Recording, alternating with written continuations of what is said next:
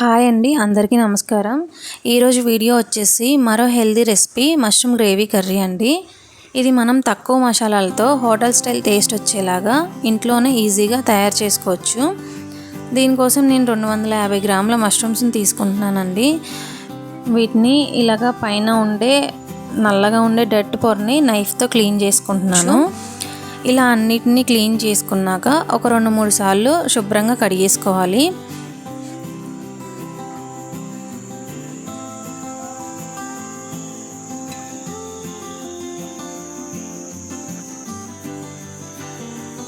ఇలా క్లీన్ చేసుకున్నాక వీటిని మీడియం సైజ్ ముక్కలుగా కట్ చేసుకోవాలండి.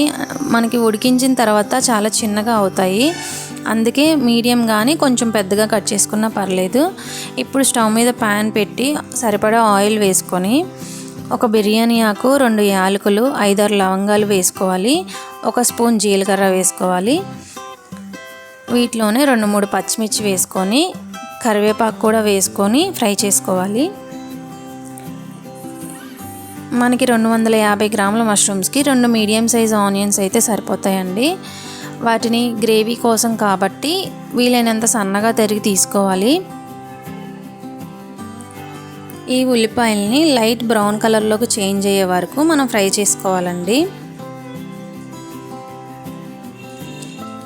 ఇవి ఫ్రై అయ్యేలోపు దీనిలోకి మనం పేస్ట్ని రెడీ చేసుకుందాము. గ్రేవీ కోసం ఒక చిన్న మిక్సర్ జార్ తీసుకొని అందులోకి అల్లం ముక్కలు, 5-6 వెల్లుల్లి రెబ్బలు, ఒక 3 టమాటాలు వేసుకోవాలి. దీనిలోకి 5-6 జీడిపప్పు కూడా వేసుకోవాలి. జీడిపప్పు లేకపోతే పల్లీలు కానీ నువ్వులు కూడా వేసుకోవచ్చు. దీన్ని స్మూత్ పేస్ట్ లాగా గ్రైండ్ చేసుకోవాలండి. ఈ పేస్ట్ని మనం వేగిన ఉల్లిపాయల్లో వేసుకోవాలి.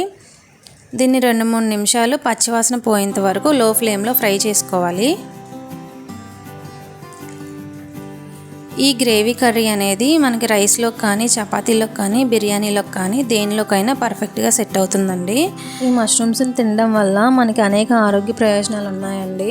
మనకి రోగనిరోధక శక్తిని పెంచుతుంది, అలాగే రక్తహీనతను తగ్గిస్తుంది, క్యాన్సర్ రాకుండా కాపాడుతుంది, మన బోన్ హెల్త్కి కూడా ఉపయోగపడుతుందండి, అలాగే బరువును కూడా తగ్గిస్తుంది. ఇప్పుడు ఇందులో 1/2 స్పూన్ పసుపు, 1 స్పూన్ సాల్ట్, అలాగే మన రుచికి తగ్గట్టు కారం, 1 స్పూన్ ధనియాల పొడి వేసుకొని ఈ స్పైసెస్ అన్నీ ఒక 2 నిమిషాలు ఫ్రై చేసుకోవాలి.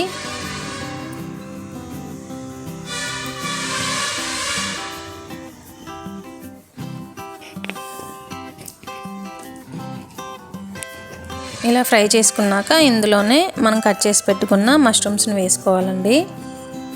ఈ మష్రూమ్స్ అనేవి త్వరగానే ఉడికిపోతాయి. వీటిని ఒక 2 నిమిషాలు ఫ్రై చేసుకొని మూత పెట్టి మరో 2 నిమిషాలు ఉడికించుకోవాలి.